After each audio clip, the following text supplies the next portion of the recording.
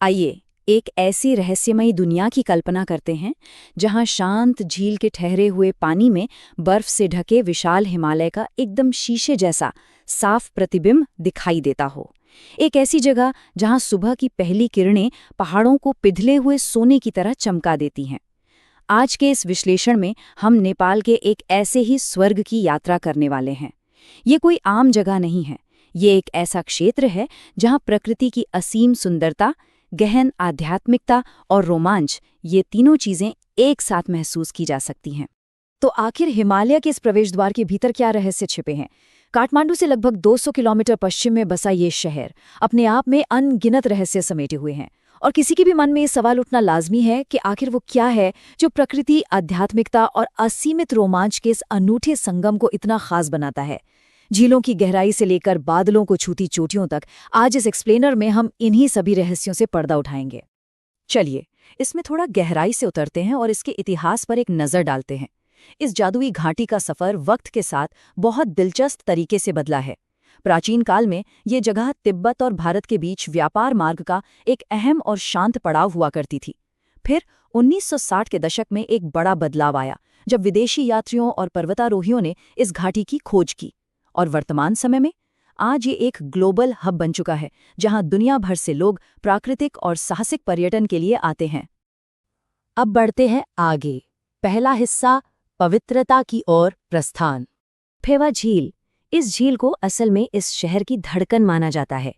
ये कोई आम झील नहीं है। यहाँ आकर ऐसा लगता है जैसे जमीन और आसमान के बीच की आखिरी सीमा बस गायब ही हो गई हो।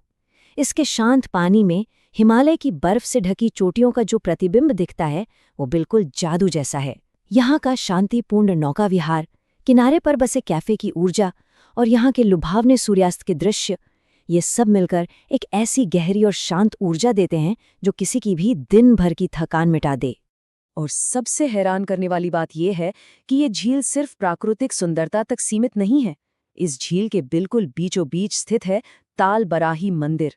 ये 2 मंजिला पगोड़ा शैली का मंदिर है, जहां सिर्फ नाव के जरिए ही पहुंचा जा सकता है। खास तौर पर शनिवार और त्योहारों के दिन यहां श्रद्धालुओं की भारी भीड़ उमड़ती है।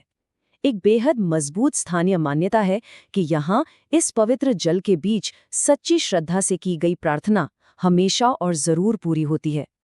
आध्यात्म से थोड़ा आगे बढ़कर अब एक ऐसे प्राकृतिक आश्चर्य को देखते हैं जो रहस्यमयी भी है और थोड़ा खतरनाक भी। हम बात कर रहे हैं देवीज फॉल की। यहाँ पानी का तेज बहाव अचानक से जमीन के नीचे एक गहरी खाई में गायब हो जाता है। ये भौगोलिक विसंगति सच में हैरान कर देती है। इसका नाम देवीज फॉल दरअसल एक दुखद घटना के बाद पड़ा था, जब एक विदेशी यात्री यहाँ दुर्घटना का शिकार हो गई थी। देवीज फॉल का पानी जहाँ जमीन के नीचे जाता है, ठीक उसी के पास एक और बड़ा रहस्य छुपा है, गुप्तेश्वर महादेव गुफा। इस अंधेरी प्राकृतिक गुफा के भीतर गहराई में जाने पर एक अलग ही आध्यात्मिक वातावरण का सामना होता है। गुफा के बिल्कुल केंद्र में एक पवित्र शिवलिंग स्थापित है। यहाँ की ऊर्जा इतनी शक्तिशाली और ध्यानमग्न करने वाली है कि वहाँ स्थानीय लोगों की इस मान्यता पर यकीन हो जाता है कि ये एक रहस्यमय भूमिगत गर्भगृह है जो सच में भगवान शिव की कृपा से आशीर्वादित है। चलिए, अब गुफाओं की गहराई से निकलकर आसमान की ओर बढ़ते हैं। दूसरा हिस्सा, देवताओं का क्षेत्र। सरांगकोट व्यू पॉइंट। दुनिया भर से लोग यहाँ बस एक खास जादुई पल का अनुभव करने आते हैं, यहाँ का सूर्योदय। जब सुबह की पहली सुनहरी किरणें अन्नपूर्णा श्रृंखला, माउंट धौलागिरी और सबसे खास माछापुछरे यानी फिशटेल पर्वत पर पड़ती हैं, तो वो दृश्य सच में लाजवाब होता है। यही वजह है कि सरांगकोट को इन विशाल चोटियों के दर्शन के लिए सबसे बेहतरीन और अंतिम जगह माना जाता है। अब इस स्लाइड को जरा ध्यान से देखिए। यहाँ एक बड़ा ही दिलचस्प विरोधाभास यानी कॉन्ट्रास्ट नजर आएगा। एक तरफ हमारे पास वो ट्रैक हैं जहाँ जाने की अनुमति है, जैसे अन्नपूर्णा बेस कैंप, पूर्ण हिल और मार्डी हिमाल, जहाँ साहसिक यात्री जा सकते हैं। लेकिन दूसरी तरफ माछापुछरे यानी फिशटेल पर्वत, जहाँ किसी का भी जाना सख्त वर्जित है, ये एकदम मना है। ये मनाही दिखाती है कि यहाँ सिर्फ रोमांच नहीं, बल्कि गहरी श्रद्धा और सीमाओं का पूरा सम्मान भी किया जाता है। तो आखिर इस मनाही के पीछे का असली रहस्य क्या है? दरअसल पूरे हिमालय क्षेत्र को भगवान शिव की दिव्य ऊर्जा का केंद्र माना जाता है, लेकिन माछापुछरे पर्वत को विशेष रूप से उनका सीधा निवास स्थान माना गया है। बस इसीलिए इसे पूरी मानवता के लिए निषिद्ध रखा गया है। इसके अलावा यहाँ का मौसम जिस तरह से अचानक साफ आसमान से घने बादलों में बदलता है और इस पूरी घाटी में जो एक गहरी रहस्यमयी शांतिदायक ऊर्जा महसूस होती है, ये सब कुछ इस जगह को दुनिया के सबसे रहस्यमय कोनों में से एक बनाते हैं। अब आते हैं तीसरे हिस्से पर, बादलों के ऊपर रोमांच।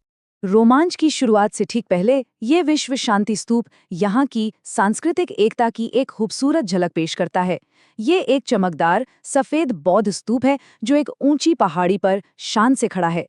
ये जगह सिर्फ हिंदू मान्यताओं का ही नहीं बल्कि बौद्ध परंपराओं का भी एक सटीक संगम है। पूरी घाटी का दृश्य देखते हुए ये मौन और आत्मचिंतन के लिए एक बिल्कुल परफेक्ट जगह है। ध्यान और शांति के बाद चलिए अब सीधे चलते हैं लेक साइड मार्केट की उस चहल पहल में। ये इलाका बेहद जीवंत है। भीड़भाड़ वाले कैफे, प्रामाणिक नेपाली हस्तशिल्प की दुकानें और जरूरी ट्रैकिंग गियर के स्टोर्स, यहाँ सब कुछ मौजूद है। और हाँ, यही वो जगह है जहाँ से विश्व स्तरीय पैराग्लाइडिंग के लॉन्च पॉइंट शुरू होते हैं। जरा सोचिए, फेवा झील के ठीक ऊपर आसमान में उड़ना और सामने बर्फ से ढका विशाल हिमालय, ये दुनिया के सबसे महान और रोमांचक अनुभवों में गिना जाता है।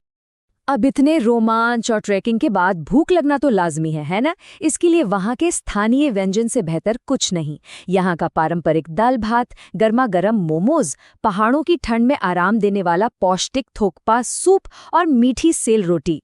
ये सिर्फ खाना नहीं है, ये वो जरूरी ऊर्जा और ईंधन है जो किसी भी यात्री को इन ऊंचे पहाड़ों के ट्रैक पर जाने से पहले पूरी ताकत देता है। चलिए अब थोड़ी प्रैक्टिकल बातें कर लेते हैं। चौथा हिस्सा, द सीकर्स गाइड, यानी एक यात्री के लिए गाइड। इस दूरस्थ रहस्यमयी शहर तक पहुंचना उतना भी मुश्किल नहीं है जितना लगता है। यात्रा के इस सिलसिले को ऐसे समझ सकते हैं। पहले क्रम पर गोरखपुर से सुनौली बॉर्डर तक का सफर तय किया जाता है।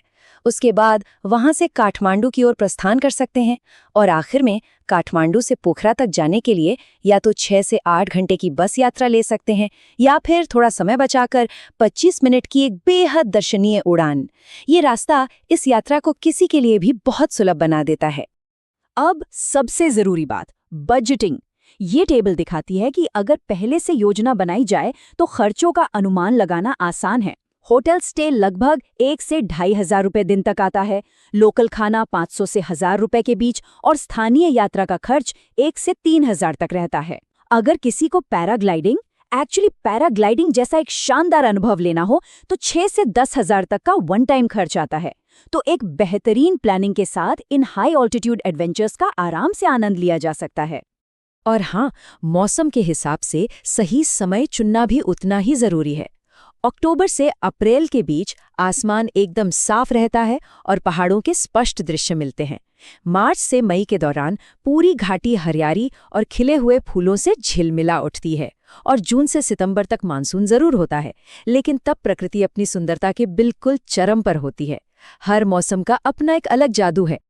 इन सभी जानकारियों और इस जगह की असीम सुंदरता को समझते हुए अंत में बस एक गहरा विचार निकल कर आता है। शांति बाहर नहीं, भीतर है।